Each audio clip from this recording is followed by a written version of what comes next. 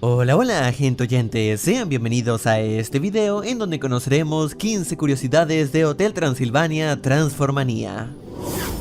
La película originalmente se estrenaría en cines el 23 de julio del 2021, luego pasaría a estrenarse en octubre de ese mismo año, como lo indicaba este tráiler, pero finalmente Sony canceló el estreno en cines debido al aumento de casos de la variante Delta en aquel momento, por lo que le terminarían vendiendo los derechos de transmisión a Amazon por nada menos que $100 millones, estrenándose en su servicio de streaming en enero del 2022, excepto en China, donde Sony mantendría su estreno en cines, por lo que allí la cinta lograría recaudar 18 millones, cercano a lo que logró su segunda entrega en dicho país, pero algo alejado de lo que recaudó la tercera. En cuanto a su dirección, a diferencia de las tres anteriores, esta cuarta entrega no fue dirigida por Genndy Tartakovsky. Aún así, este se desempeñó como uno de los guionistas, mientras que los directores fueron Derek Drymon y Jennifer Kloska, quienes también llegaron a dirigir aquel corto de mascotas monstruosas. Durante el aniversario del hotel vemos decoraciones y objetos que se adaptan al estilo monstruoso de la celebración. Por ejemplo, en los centros de mesa que tienen flores llevan también tentáculos y globos oculares. Entre los cubiertos notamos mini armas como hachas. Y por el lado de los aleros y pimenteros tienen un diseño inspirado en las doncellas de hierro, aquellos instrumentos de tortura. Sin duda a Tronchatoro le gustarían, o al Gruvillano también. Bueno, supongo que el plan funcionará con dos. Para esta entrega, Adam Sandler no regresó para darle voz a Drácula, siendo reemplazado por el youtuber y actor de voz Brian Hall, conocido por imitar voces de personajes populares.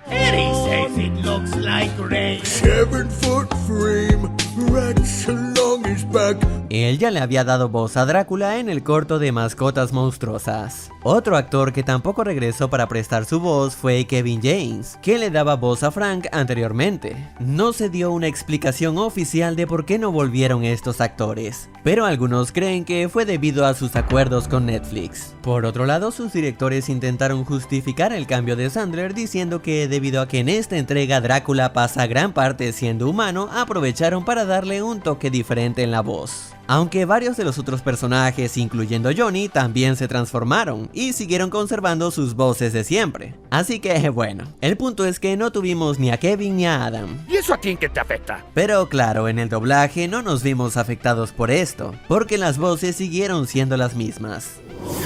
Ya hemos hablado en un short de aquellos personajes animados que desaparecieron sin dejar rastro, aquellos que en la secuela no se les ve ni se les menciona, hacen como si nunca hubieran existido. Y un personaje que se une a esta lista es Vlad, el padre de Drácula, quien por alguna razón no apareció en esta cuarta entrega.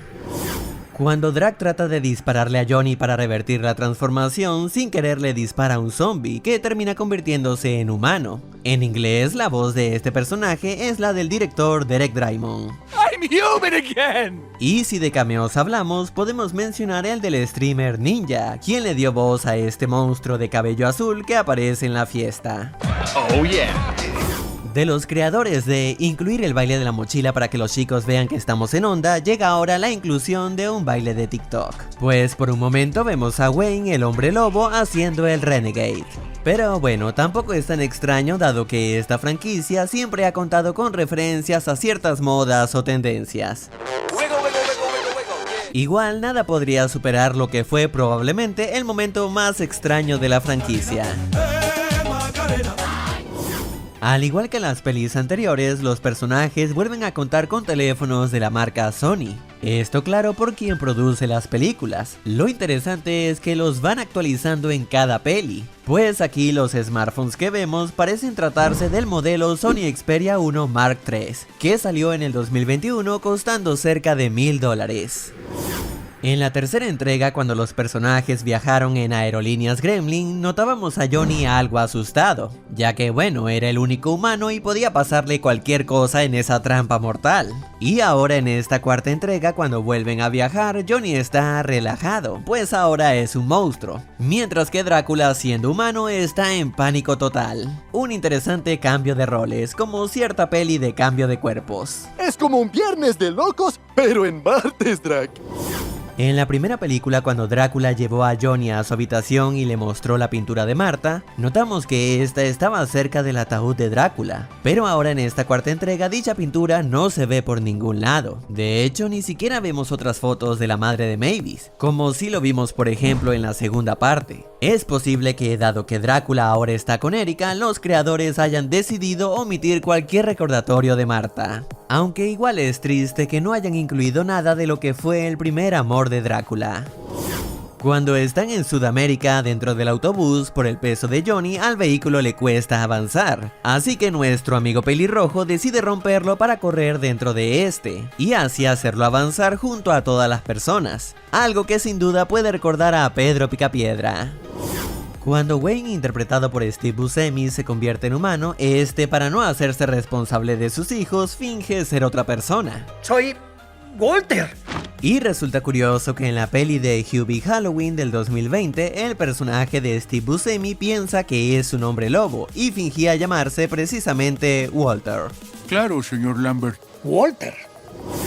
En la primera película, cuando Drácula dice que no le agrada a Johnny por tener el pelo rojo y rizado, Griffin lo defiende diciendo esto. Yo lo tengo rojo y rizado. ¿Y yo cómo iba a saber eso?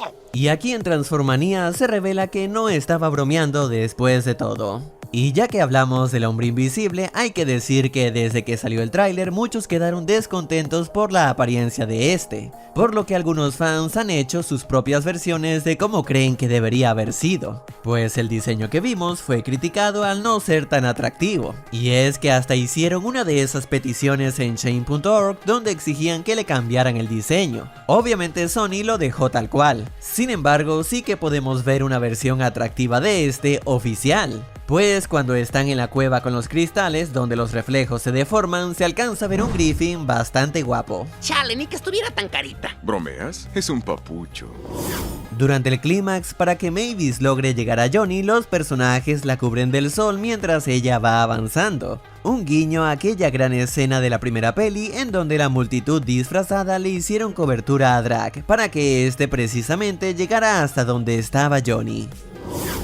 Un tema que los fanáticos han estado debatiendo o teorizando desde que inició la franquicia es qué pasará cuando pasen los años y Johnny, por ser humano, naturalmente envejezca. Por lo que se creía que al final de esta cuarta entrega, al tocar el tema del rayo transformador, harían que Mavis se hiciera humana para envejecer con Johnny, o convertir a este en algo que conserve su apariencia y no envejezca. Y bueno, ninguna de las dos ocurrió, por lo que quedará a la interpretación del espectador cómo resolverán ese tema en un futuro, cosa que probablemente no veremos, ya que tal y como se promocionó, este fue el final de la franquicia. Pero Pixar también dijo lo mismo cuando salió Toy Story 3, así que nunca se sabe. Creo que no es sorpresa decir que esta cuarta entrega no contó con muy buenas críticas, pero para ser justos, no es como que la franquicia se caracterizara por tenerlas. Así que veamos qué dice la audiencia basado en Metacritic. Bueno, entre los usuarios que opinaron, se determinó que Transformanía sería la que tendría el menor puntaje. Y basado en esta encuesta que hice en la comunidad, la primera sería por mucho la favorita, mientras que la última la que menos gustó, siendo una conclusión decepcionante para lo que supone ser el final de la saga. Pero tú dime, ¿qué te pareció esta cuarta entrega? Y si no la viste, dime al menos qué piensas de esta franquicia en general.